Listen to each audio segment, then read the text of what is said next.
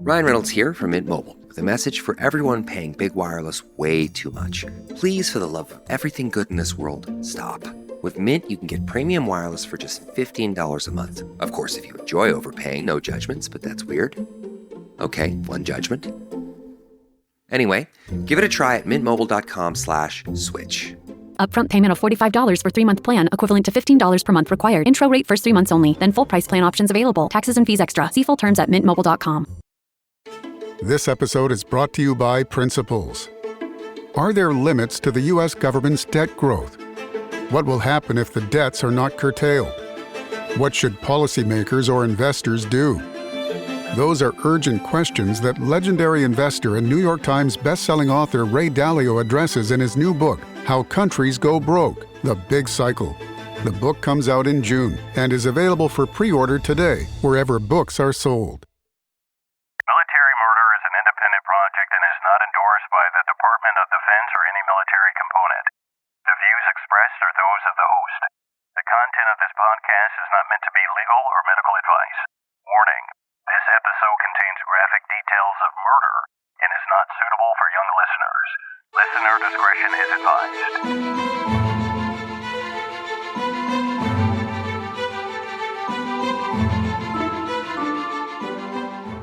Welcome back, True Crime Army.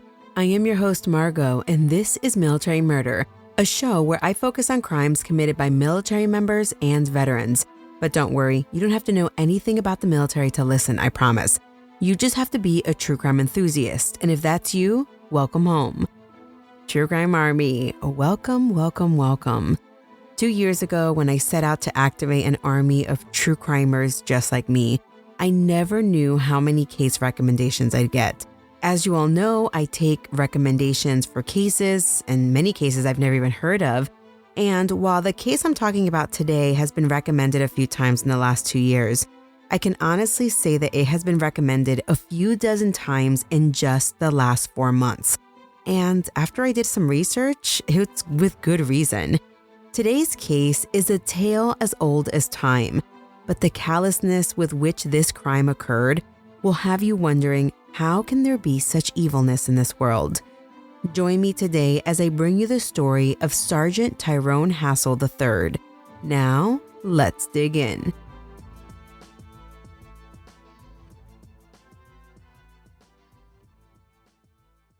To prepare for this episode, I watched a fully litigated trial aired on the Law and Crime Network. I watched an episode of Oxygen's Killer Couples, and I watched an episode of Fatal Attraction. Sgt Tyrone Hassel III and his young wife Kemia Hassel were a dual military couple, and they were stationed at Fort Stewart, Georgia. They had recently returned stateside from a 9-month deployment to Korea, and this was in 2018. They were excited to spend the holidays with Tyrone's family in Benton Harbor, Michigan. It was New Year's Eve 2018, and Tyrone III had just arrived at his father's house a little before 11 p.m. to drop off some food for his wife, who was home alone with their 1-year-old son. Tyrone dropped the food off and was about to get into his truck when shots rang out. Kemia heard the shots and looked out the window, where she saw her husband slumped over on the side of his truck. She ran to his side as she hysterically dialed 911. Please, please, please come. My husband has been shot. Tyrone Hassel III was born on August 23, 1995. He was born to his very proud parents, Tyrone Hassel Jr. and LaShonda Jones, in Benton Harbor, Michigan. Tyrone Jr. described his son as a very bright and active kid, the kind of son you can only dream of having. Tyrone Jr. said that Tyrone III was the type of kid who just did what he was supposed to do. You didn't have to get on him to get good grades, to get involved. He just did it. Growing up in Benton Harbor, Tyrone III played in the marching band, he was a member of Junior ROTC, and he was part of the Kappa League.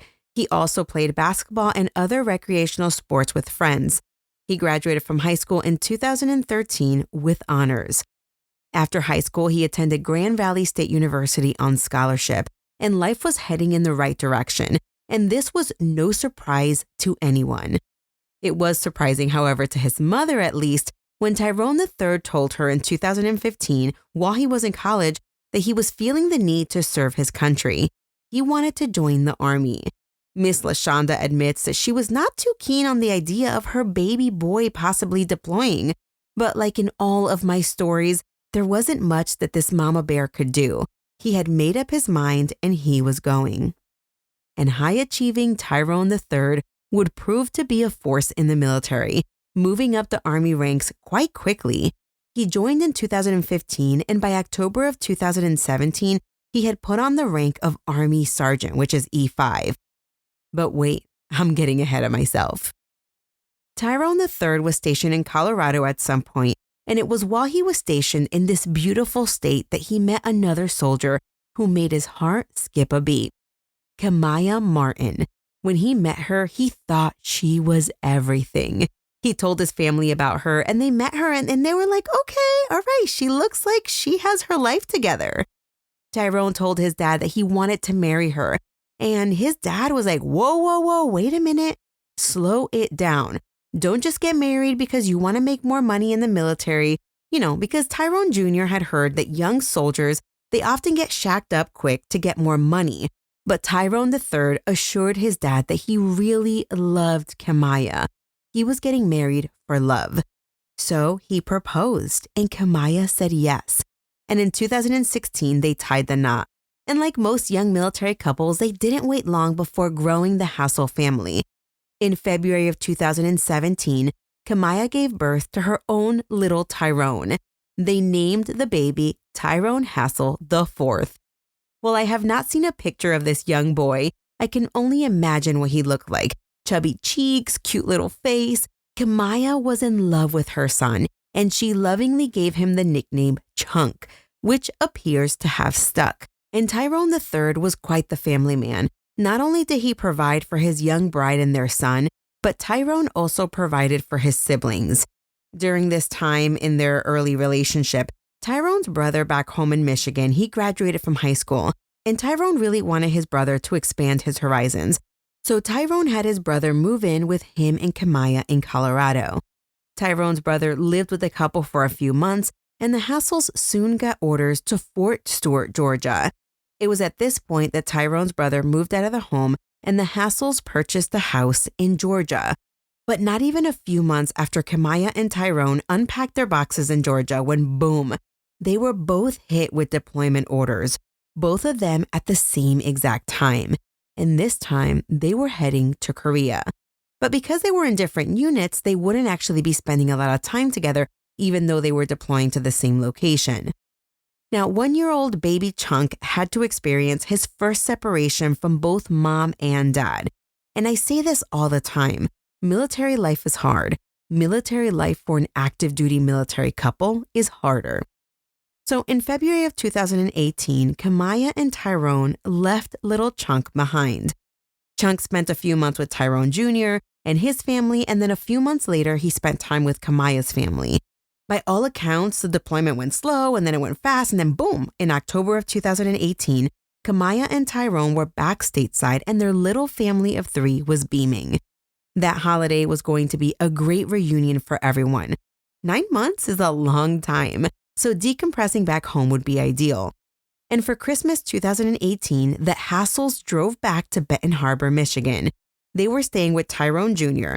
It was Kemia, Tyrone III, and Tyrone IV, and the 3 family dogs. And Tyrone was so happy because not only would he get to see his family, but this go around, Tyrone was planning on bringing his little sister to stay with him and Kemia in Georgia. You see, it was almost like the family tradition at this point. The young sister had recently graduated, and again, Tyrone wanted her to see the world outside of Michigan. That Christmas, everyone seemed to really be enjoying themselves, and this was Chunk's second Christmas. The day after Christmas, Tyrone III told Kemia, hey, let's get things packing, let's hit the road to Georgia. But Kemia, she was having way too much fun. They had block leave, so they didn't have to be back until the new year. And if you've ever been in this position before, you just know how hard it is to leave your family during the holidays. And Kemia was feeling a little extra homesick, and she just wanted to stay. Tyrone III was not one to argue with Kemia, who he called his queen, by the way. On New Year's Eve, the plan was to celebrate nearby at a house about 6 minutes from Tyrone Jr.'s house, and Tyrone Jr. is the father. But by nightfall, Kemia just wasn't feeling it. She had an almost 2-year-old and she knew he would not make it till midnight. And anyone with toddlers knows sometimes it's just easier to save yourself the butt pain and just stay home. So Kemia stayed put. Tyrone didn't fight her. Him, his father, and 5 other people were nearby. They were just 6 minutes away. It was like 2.5 miles away, and they were just having a cookout. A little after 10 p.m.ish though, Tyrone and Kemia were on the phone together, and he told her he was going to bring her a plate of food so that she could eat. Tyrone III was very considerate this way. He understood Kemia was alone, and while he was out enjoying the new year with his family, he wanted to bring her a plate of food so that she could at least have a good meal. Tyrone III wrapped up the food back at the other house, and he told his dad, "Hey dad, I'm going to be right back." Tyrone Hassel Jr., his dad, told Tyrone, "Hurry back, you better be here before midnight." Tyrone Jr. later explains that people in Benton Harbor are actually quite famous for shooting off their guns at midnight on New Year's, and it can actually be quite dangerous. Which, by the way, I had no idea that this was a thing. But then I heard an episode of Early Departures where they talk about this same exact thing, and holy crap, why would anyone think it's a good idea to shoot guns into the air for no reason? I mean, it's completely absurd to me. But anyway, the thought in Tyrone Jr.'s mind was fleeting, but he continued to cook. Minutes later, though, his phone rang, and it was Kemia. She was crying, and she told him that Tyrone III had been shot outside his house. Tyrone Jr. was stunned. He was frozen in himself for like a few seconds before he jumped into his car and raced home. When he arrived, paramedics and police were already at the house, and they had begun to secure the perimeter. But not quite enough, because as Tyrone Jr. looked out near his house, he saw his son being placed on a gurney, and he describes seeing his son covered in blood, and he saw the back of Tyrone III's head had been blown out. Tyrone III's eyes were still open, but Tyrone Jr., he knew there was no way that his son would survive whatever the hell just happened to him. At this moment, Tyrone Jr. tried to comprehend what was happening. Meanwhile, Kemia was hysterical. She was so hysterical, in fact, that she tried to climb into the ambulance. She actually had to be dragged away. At this point, Tyrone III had a slight pulse. The paramedics had to work quickly and with diligence. The ambulance raced to the hospital, and Tyrone was immediately taken into the operating room. But as they were transporting him through the hallway, Tyrone's stepmother, Sgt Hassel, she was an ER nurse, and she worked at that hospital. She heard that her stepson was being rushed into the OR, and everything was happening so fast that she tried to comprehend what the hell was happening. But it's not too much longer when one of the surgeons comes out and tells Ashanti that Tyrone Hassel III, he didn't make it. Ashanti falls to her knees and she screams, "No, no, no."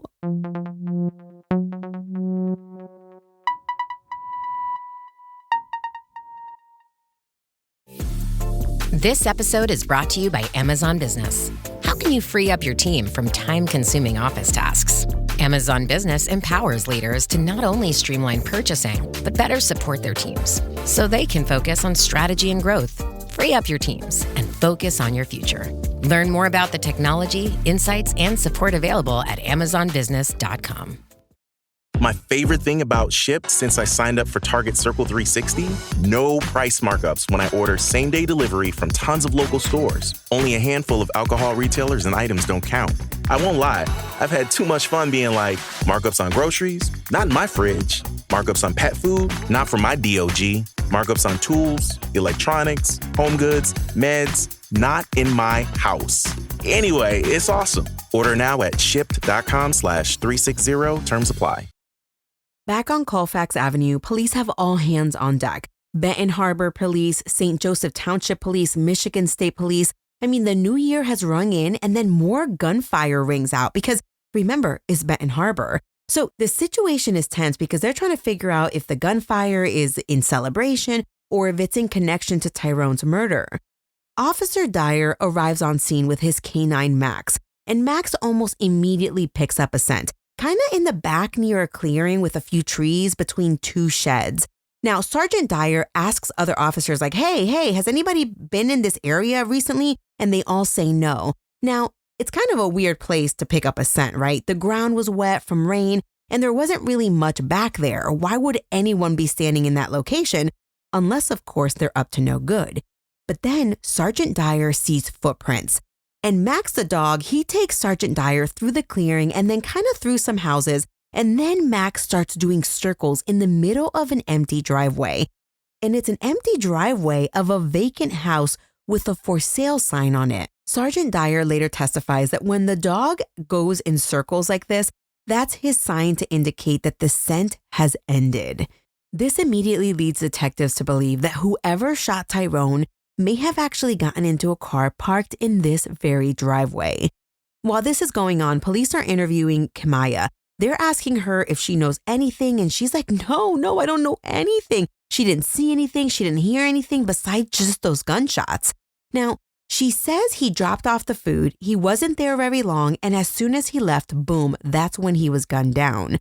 Now, police are wondering if the motive was robbery, but that is quickly ruled out as the keys to Tyrone's very nice truck, they're laying right next to him in his blood. His phone and his wallet are in the truck, and he even has some cash on him. Police asked Tyrone Jr., hey, does Tyrone have any enemies? And Tyrone Jr., he was baffled. He's like, listen, y'all, Tyrone doesn't even live in the area. He definitely doesn't have any enemies here. The next day, police get a little bit of a lead, though, when they're canvassing the area, and an older couple named Walter and Fern Nost say they remember seeing a car parked across the street in the driveway of the house that was for sale. Bingo. They also recall that at around 9:30 p.m., the person got out of the car, went into the back seat of the car to retrieve something, and then they left on foot. Fern, the wife, she recalled that she heard the gunshots at around 11, and then she soon heard the ambulance. After she rung in the new year, she peeked out her window and she noticed that the car that had been parked in the empty lot was now gone. This was extremely helpful to the investigation because while they could not make out a plate, it confirmed what they thought all along. Whoever shot Tyrone appeared to have stalked him. Tyrone's autopsy was conducted on January 2nd, and it confirmed as well that he had been gunned down multiple times. He was struck roughly 5 times.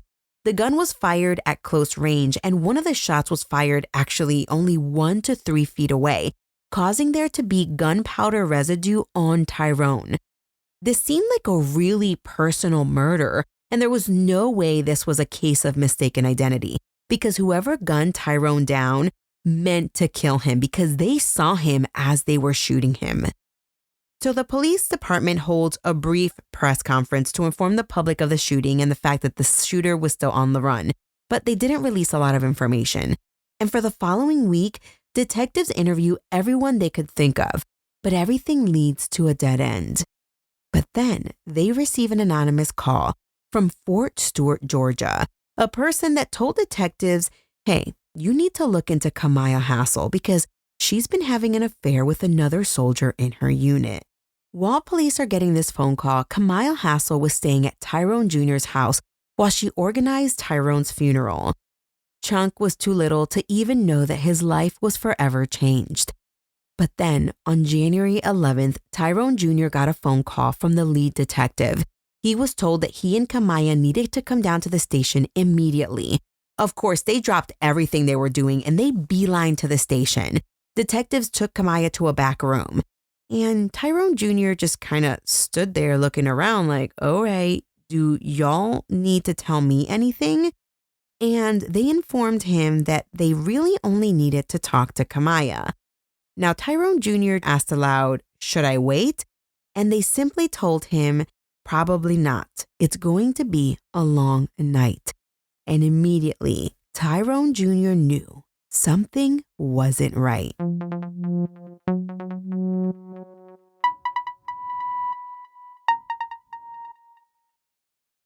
Kemia Hassel was taken to an interview room where she was interviewed by Officer Lanier. Lieutenant Picker was also in the room, but it appears that Officer Lanier was doing the questioning. At a little before 9 p.m., they read Kemia her Miranda rights, but she waived her rights and agreed to speak to police. Officer Lanier asked Kemia what she knew about her husband's murder, and Kemia denied knowing anything about his murder. But then detectives asked her if she knew a man by the name of Jeremy Cuellar, and Kemia was taken aback. Yes, she actually did know a guy named Jeremy. He was one of her coworkers at Fort Stewart. Again, Lanier asked Kemia if she and Jeremy had anything going on with each other. Were they having a fling, an affair, anything? Lanier basically told Kemia, hey, listen, there's rumors flying around base about you and Jeremy. And Kemia denied the affair. She was baffled. She said she was faithful to her husband, but Kemia kept asking Lanier, or more like pestering him, wanting to know, hey, what exactly are people saying about Jeremy and I? She was like, listen, if I'm going to be part of the tea, I want to know what people are saying. And for almost an hour, Lanier was not really getting anywhere with Kemia. So he asked Kemia if she was willing to speak to a different detective who just wanted to speak to her. And Kemia agreed. After all, she didn't have anything to hide. By this point, it's pretty late at night, and they drive Kemia from Benton Harbor, Michigan to Lansing, Michigan. And there she meets with Lieutenant Andrew Lunguski. And it's during this interrogation that Lieutenant Lunguski told Kemia that he knows what happened because Jeremy was talking and she needed to get out ahead of the story. And when Kemia heard that Jeremy Cuellar spilled the beans, she starts talking, and the story she told left even this seasoned investigator shook. Kemia admitted that she met Jeremy a few months before Korea. He worked with her and they all deployed together. It was during the Korea deployment when he and her lived in the same barracks that they got a little bit closer and then a little bit closer, and eventually began an affair. She told Lunguski that Tyrone was not a bad husband. He just wasn't taking care of her the way she wanted to be taken care of, and Jeremy was filling all the gaps. And while she was in Korea, her and Tyrone got into an argument, and it was after that argument that Jeremy told Kemia that he could take care of it. And to be honest, Kemia thought that the insurance money was just a bonus. And that's when they began to plot Tyrone's murder. They knew all along that they would try to do it while they were on block leave in Michigan, because that way there would be no ties to them doing it. Additionally, it was easy because Jeremy Cuellar was taking his block leave in Chicago, which was only about 90 minutes from Benton Harbor, Michigan. Kemia admitted to police that her and Jeremy communicated over an application called Snapchat. And she further admitted that if they found those Snapchats, that it would appear as though Kemia was pushing the murder plot. But during her interrogation, she tried to downplay her entire part in the murder plot. When the detective asked her why murder instead of divorce, Kemia didn't really give an answer, besides saying that she asked Tyrone once and he just wasn't having it. When the detectives asked Kemia if Tyrone even did anything to hurt her, Kemia said absolutely not. And the most shocking thing that she said during her interrogation was that the man she was having an affair with, this guy named Jeremy Cuellar, he actually put hands on her before, but he met all her other needs. So she disregarded the fact that he had been physical with her on occasion. Kemia's biggest problem with Tyrone III was that he wasn't very affectionate and he barely helped with Chunk. In fact, Kemia was upset that she worked just as hard as Tyrone in the military, but when she got home from work, she was doing everything according to her. She even said that she could count on one hand the amount of times that Tyrone helped with Chunk, whether gave him a bottle or gave him a bath. Whereas Jeremy, he did anything and everything for her, and he was even filling in for Chunk. Kemia further admitted that she was not happy with the fact that Tyrone was going to be taking his sister back to live with them. She was very upset the first time when Tyrone brought out his brother to live with them in Colorado. She knew she would be miserable with the sister living with them, and she further knew it would be harder to kill Tyrone with his sister around in Georgia. So she wanted it done while they were in Michigan. But wait, the plot thickens. Not only did they execute Tyrone on New Year's Eve, Jeremy had actually been stalking Tyrone for a few days while they were on leave in Michigan, but he never had a clear opportunity to get the job done. And actually, by the time that Tyrone called Kemia to tell her he was bringing food home on New Year's Eve, Jeremy Cuellar had abandoned the plan and he was on his way back to Chicago because he thought he had missed his window. When all of a sudden he got a Snapchat from Kemia telling him to come back because Tyrone was on his way to bring her food. So Kemia used Tyrone's own goodwill against him.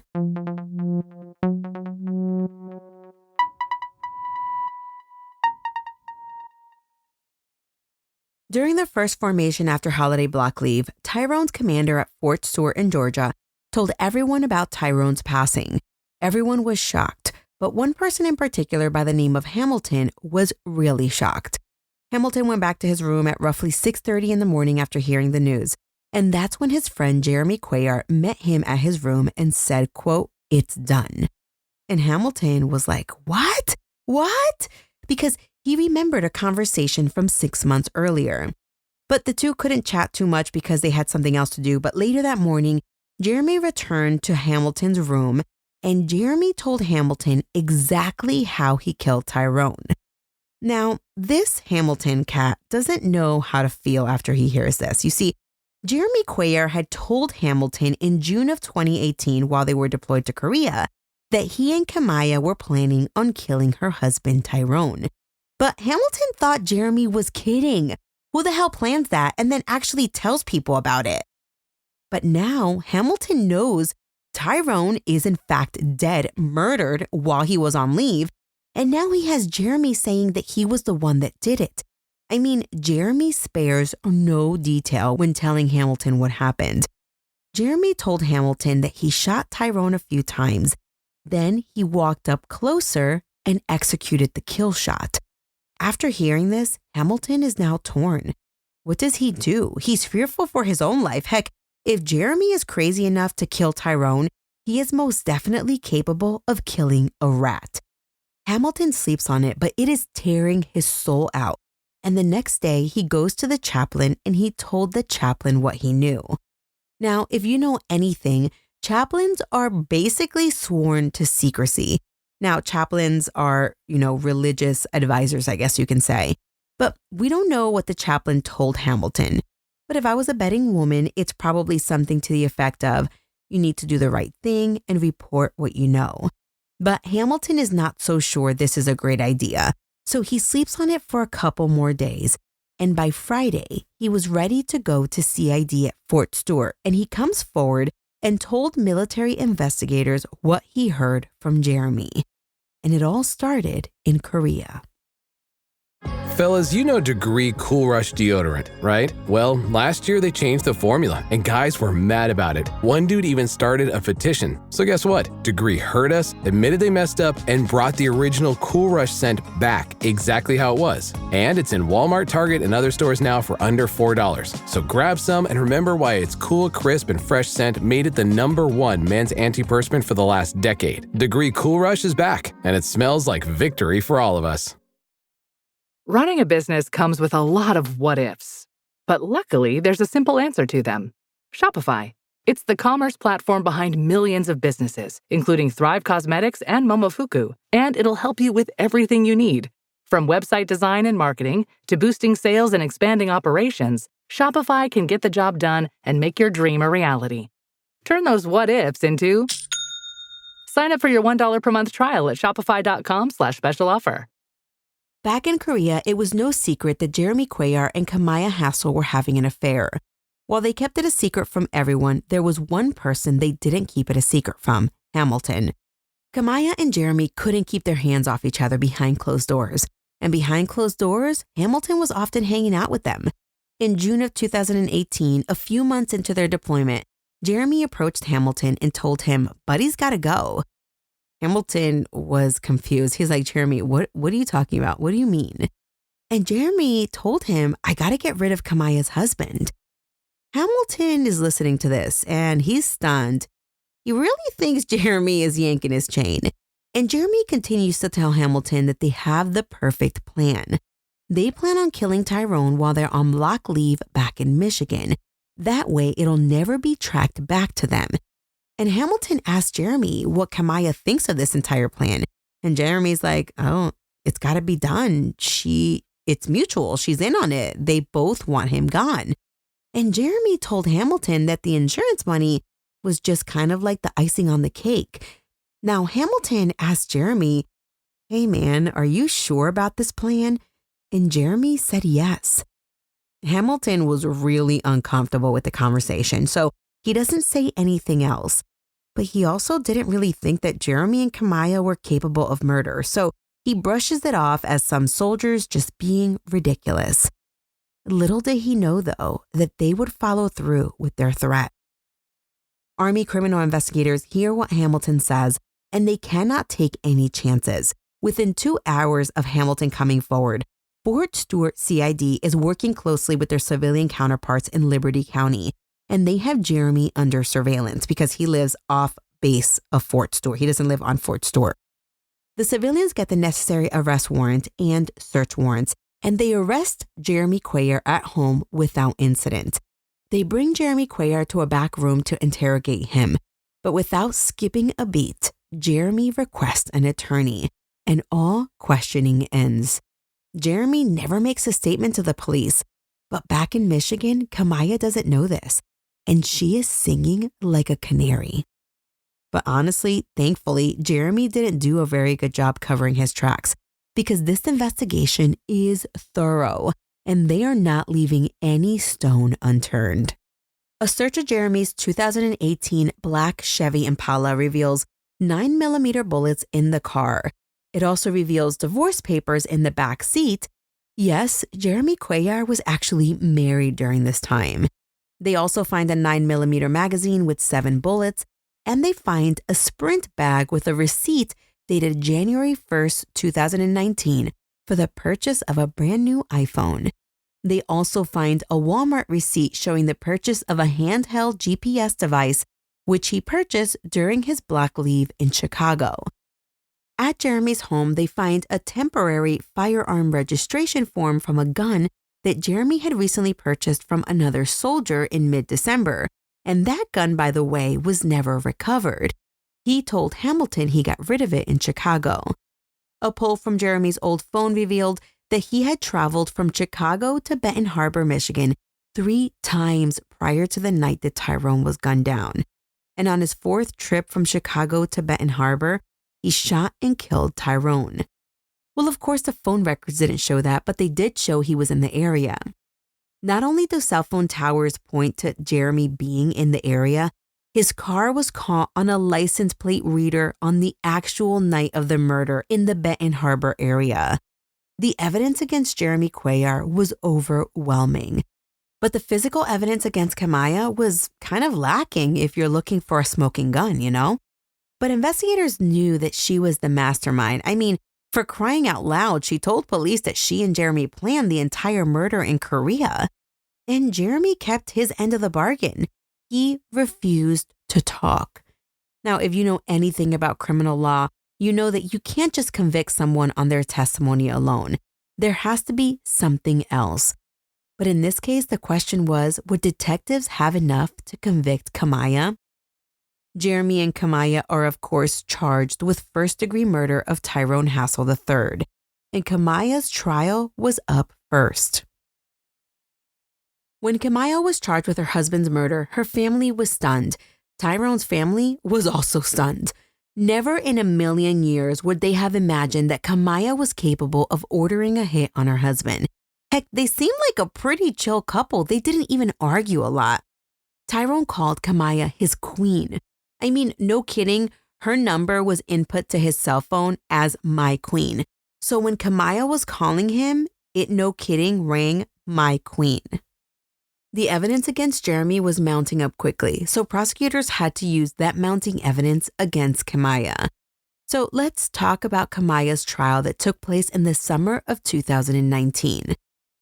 At trial, the prosecutor opens up the case telling the jurors that Kemia had murder on her mind and betrayal in her heart. During the holiday 2018 season, Kemia wanted one thing for the holidays. She wanted her husband dead.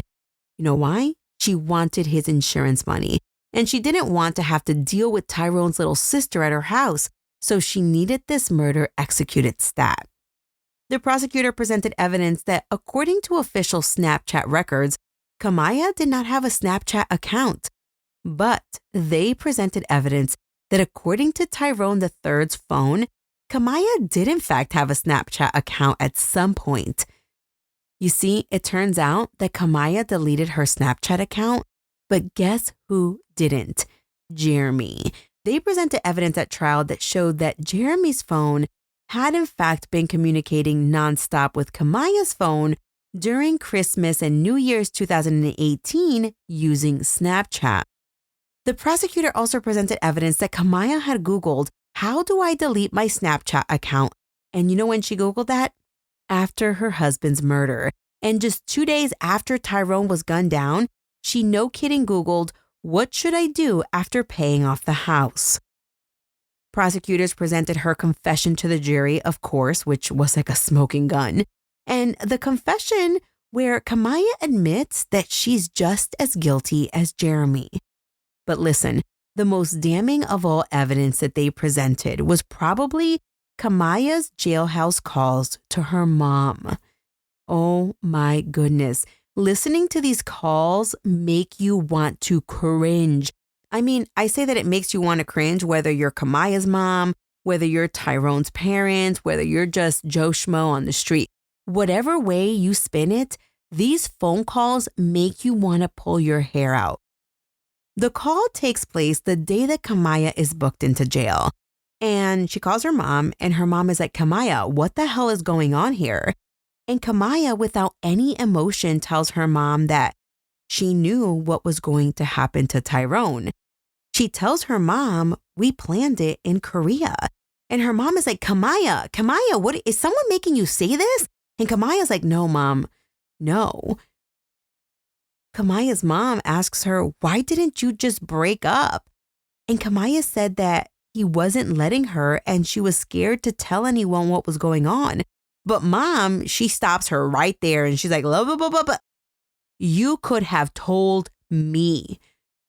Kemia tells her mom that she didn't want to disappoint her.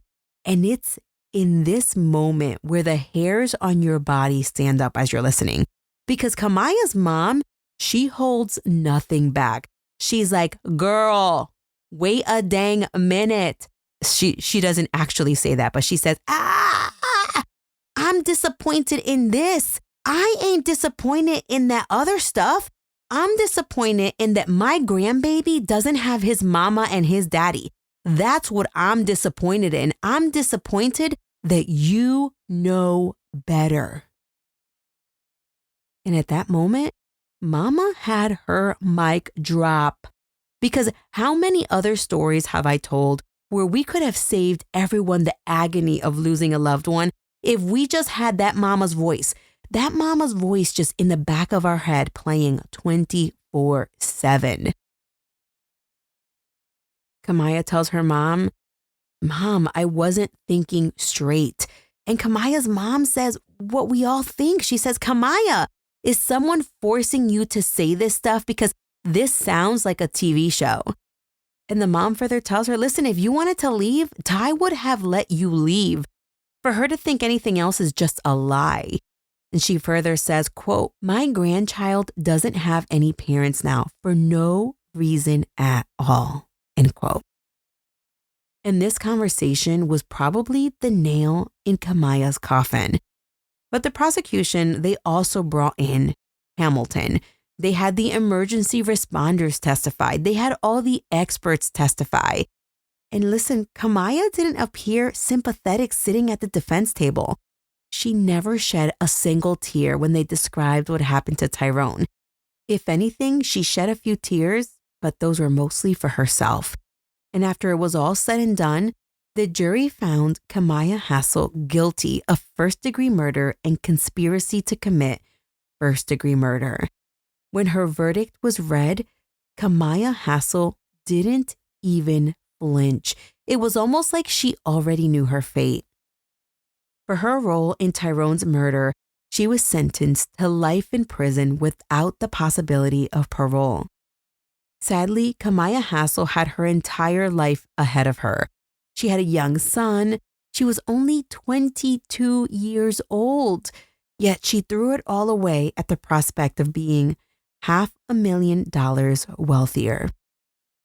Well, Jeremy Cuellar was up next, and from a statement that Tyrone Hassel Jr. made, Jeremy originally was set to plead no contest, which is a plea where you are not admitting guilt, but you accept responsibility, kind of. But at the last minute, Jeremy had a change of heart, and he instead pled guilty to second-degree murder. After his guilty plea, it appeared that Jeremy Cuellar really wanted to say something in the courtroom, but because of time or the forum or the conclusion of the trial, it just felt incomplete. At least that's how it felt for Tyrone Hassel Jr. So Tyrone Hassel Jr. did something kind of out of left field. After Jeremy was convicted of second-degree murder, but before sentencing, Tyrone Hassel Jr. visited Jeremy Cuellar in jail, and they spoke for close to an hour. And this hour-long conversation was recorded. And when I tell you that I watched this video in shock and horror, I'm not kidding. I watched it in shock and horror. Before I begin giving you a synopsis of the conversation, let me just tell you that the poise with which Tyrone's mom and dad conduct themselves in this case is beyond words. They are very calm and respectful despite the pain that you see in their eyes from the senseless loss of their son. While I watch them speak to reporters in court or even on true crime shows, I seriously just want to shout out in anguish because that's how I feel they should be reacting, right? And for that, I just respect this family so much. And this conversation with his son's killer is just an example of the type of person that Tyrone Jr. is. When the filming begins, Jeremy is shocked to be having this conversation with Tyrone Jr. I mean, imagine speaking to the father of someone you killed. But you can tell that Jeremy has had a lot of time to contemplate his life choices while behind bars. Tyrone tells Jeremy, listen, while it pains him that his son is gone, he finds that he wants to know every painful morsel of information about his son's death. He just wants to know everything. Maybe this will bring him closure. And listen, Jeremy Cuellar, he's not shy to tell Tyrone what went down, and he doesn't hide any details. And sometimes you kind of cringe. You're like, why are you saying this? But he doesn't hide. He doesn't hide any detail. And mind you, this is the first time that we hear from Jeremy Cuellar, because everything else we've heard from Hamilton or Kemia, but this is straight from the killer's mouth. And this is the story that Jeremy tells Tyrone Jr. Jeremy says that he was assigned to Kemia's unit at Fort Stewart. And when he arrived at Fort Stewart, he didn't have a car. So Kemia was kind of like his sponsor, taking him to and from. Jeremy was married at the time, but his wife was not with him, and they were going through a difficult time. And in fact, it seemed like they were on the verge of a divorce. So Kemia and Jeremy, they bonded while speaking ill of their spouses. But it wasn't anything intimate, right? It was just like friends. They were just friends. In fact, on one occasion, Jeremy was messing around with another girl, and he called Kemia to help him get a Plan B pill for this chick that he was sleeping with. And Kemia came through as a real friend would. Eventually, the two of them exchange Snapchat contact information, and Jeremy finds that he's always liking Kemia's pictures, and they start communicating about other stuff. Eventually, they're preparing for their Korea deployment when they're in a computer lab of sorts, and Kemia Snapchats him a message, in essence telling him that she's horny. And that night, it seems that they screw around for the first time. Eventually, they all deploy, and it's during their third or fourth month of deployment that things start to get hot and heavy for Kemia and Jeremy. One day, they return from updating their life insurance plans, and Kemia comments to him, hey, who's on your life insurance plan?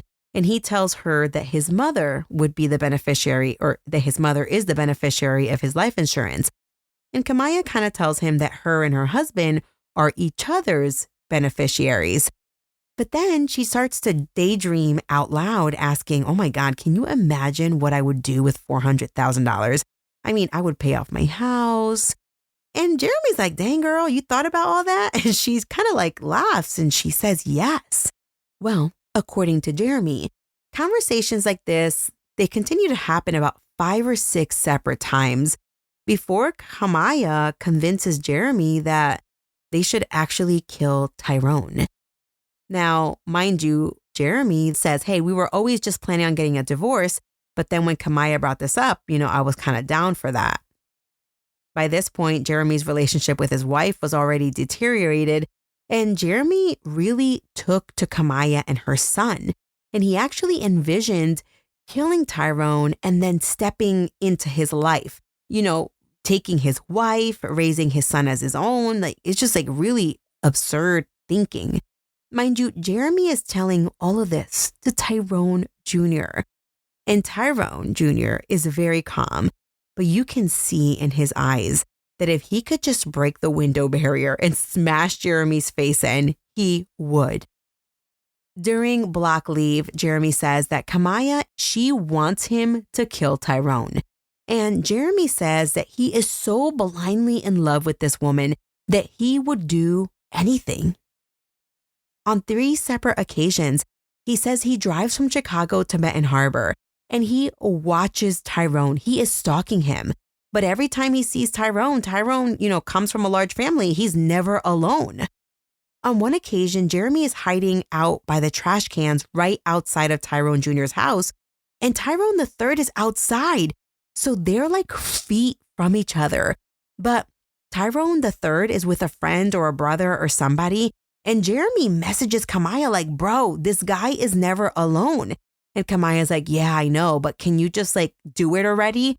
And Jeremy's like, no, man, he's with somebody. What's wrong with you? And Kemia, no kidding, tells Jeremy, just get them both, AKA just kill both of them. Kill Jeremy and whoever he's with. And Jeremy's like, girl, you crazy. No.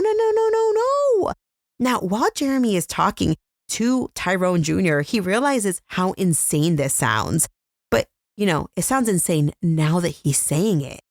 And he realizes that I should have just abandoned this entire plan when she said that, but he didn't. On New Year's Eve, it was his 4th trip to Benton Harbor, and Jeremy said that Tyrone III was at the party, and Jeremy didn't really feel like waiting around. In fact, Jeremy had cold feet. That's why he hadn't done it already, is because he had cold feet. Now, at this point, Jeremy asked Kemia if he could see her and Chunk before he left back to Chicago. In fact, he was like, hey, Kemia, can I get a quickie? He was feeling some sort of way. He's like, dang, this girl, I drove back and forth for her. I mean, I haven't even spent any time with her. He figured he'd at least get him a little action. But Kemia, she shut him down real quick. She was like, no. You are here for a different reason.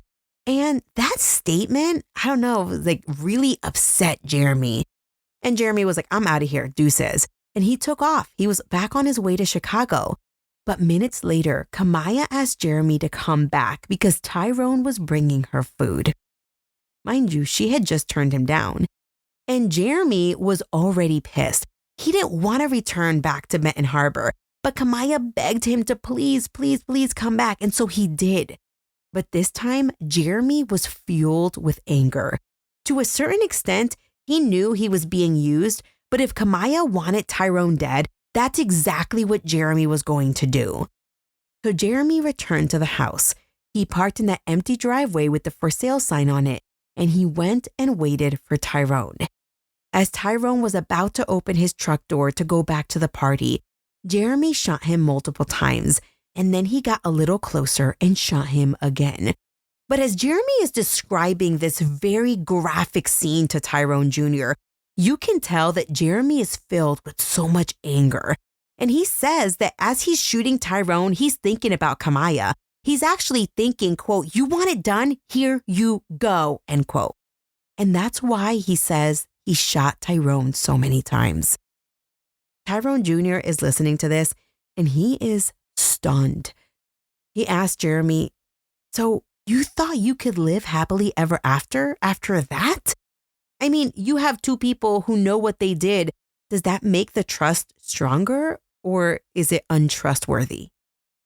And Jeremy simply responds, quote, "I thought I was special," end quote. Throughout this conversation, Jeremy jumps all over the place. And Jeremy admits that there was a coworker named Tatiana who tried to stop Jeremy from seeing Kemia, but Jeremy thought that this girl was just jealous. Jeremy even brings up Hamilton.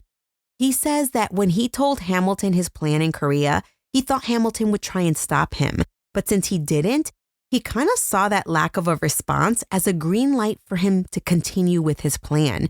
He no kidding says, "I'm kind of mad at Hamilton for not telling me not to do it." Excuse me, what? During the conversation, you could tell that Jeremy didn't want the conversation to end. He admitted to Tyrone Jr. that he only had 2 interactions with Tyrone III, and they were never bad. One time, Jeremy was in the back of the car and Tyrone was in the front seat, and they talked about Chicago. And that's when he was new to the base. And the second time they interacted was in Korea during a basketball game, when Jeremy made 5 3-pointers, and Tyrone commented on his shooting skills. And that was it. That was the extent of his interactions with Tyrone III. Jeremy told Tyrone Jr. that he found God in jail, and he had been reading the Bible a lot. He really wished he would have found God before the murder. Before Tyrone Jr. left, he told Jeremy, quote, "For your sake, just stay in that Bible. That's the only thing that will help. Just keep doing what you're doing because true enough, you killed my son. And I look at you and I don't think you're a bad guy to hang out with. You seem like a good cat. Especially, I hate the situation had to happen to my son. The only thing I can do is I have to visit him in the grave. I did want to hear what you have to say. I guess I'll see you at sentencing," end quote. During a very tense minute, Jeremy asked Tyrone Jr. to come back and visit him. And Tyrone Jr. said, quote, "I'm going to have to do a lot of what you're doing. I'm going to have to talk to God and work on that, but I'm going to keep an open mind," end quote. Y'all, I seriously cried when Tyrone Jr. said that because if it was me, I'd be like, burn in hell, click. You know, I got that Latina grudge factor. I never, ever, ever forget. Well, a few months later, Jeremy had to face the music and be sentenced. At sentencing, Jeremy faced the wrath of an angry mama. Tyrone's mom confronted Jeremy. She said, "You wanted my son's life. You wanted to walk in my son's shoes. But guess what?" She looked him straight in the eyes and she said, "You could never be half the man that my son was." And with that, mic dropped. Jeremy sat at the defense table and he cried like a baby. I mean, I've never seen anything like it. He apologized profusely. He recognized he was a fool for listening to Kemia. He said he found God in jail and he begged for mercy. And while he was hoping to get a little leniency, he was schwacked with a 65-year to 90-year sentence. I mean, I think it's fitting. Honestly, I think life without parole was the best option, but he got what he got. After the sentencing hearing, Wood TV8 interviewed Tyrone's mom, and she simply said that while Jeremy's tears can't bring back her son, she was glad to see that God was working on him. And with that, Tyrone Hassel III's family, they closed that chapter of their life. They felt that this was the closure they needed. Tyrone got justice, and now they had to start picking up the pieces. But sadly, that was not the case, because in 2020 and 2021, another legal battle ensued: the appeals. In 2020, Jeremy, after all the tears, he requested to withdraw his guilty plea, claiming ineffective assistance of counsel. Remember when he originally wanted to plead no contest? Well, it appears that his defense attorney told Jeremy that a no contest deal was not a good option for him because he would risk additional charges from the Army. And if the Army picked up the case, they might actually seek the death penalty. Well, now Jeremy was saying that he was coerced by his trial defense attorney to plead guilty. When the media caught up to Tyrone Jr. outside his house about this appeal, he was appalled at Jeremy's audacity. He was upset to have to possibly relive this nightmare, but in a calm demeanor. He said to Jeremy, "Bring it. Let's relive this experience one last time, but this time you get life." Well, it would never have to come to that because the court denied Jeremy's request, and his appeals were denied all the way up to the Michigan Supreme Court. And that denial took place just a few months ago in August of 2021. But wait, Kemia could not just take her punishment and go quietly. Kemia requested a new trial, claiming that her husband was abusive and that her original defense attorney was ineffective. Specifically, she claimed that her attorney should have attempted to suppress her fully Mirandized statement to the police, and he should have pursued a battered woman syndrome. Now, I have been unable to find a final appellate court decision, but if anything crazy happens, which I doubt it will, please follow me on social for updates. I mean, I watched the trial.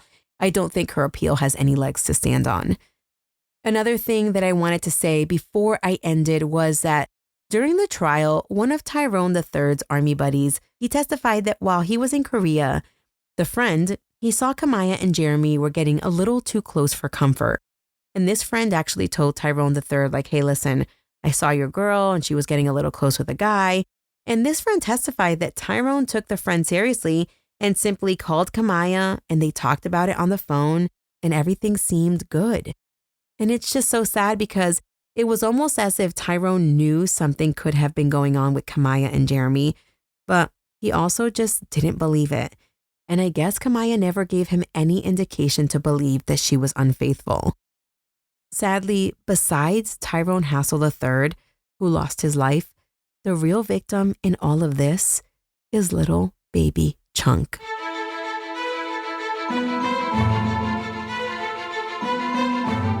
This story just reminds us that divorce is better than murder. Hey everyone, if you want to link up, join me tonight at 9 p.m. Central Time on TikTok, where I plan on going live to chat with all of you. My TikTok is Military Margot with a T at the end. We can chat about this case, we can chat about other cases. Just come one or come all. I look forward to seeing everyone tonight.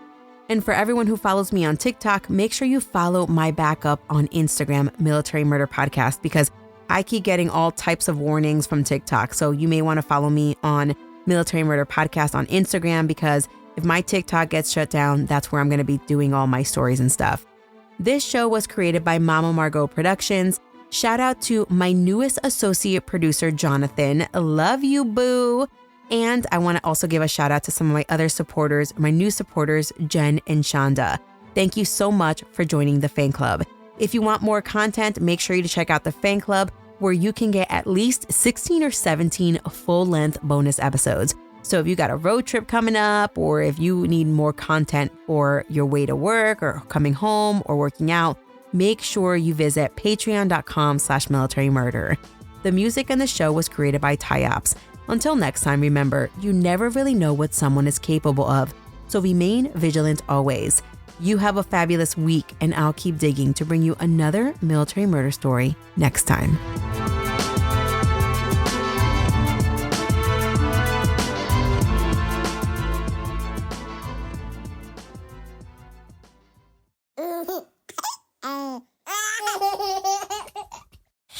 Mama's working on her podcast. I don't want to.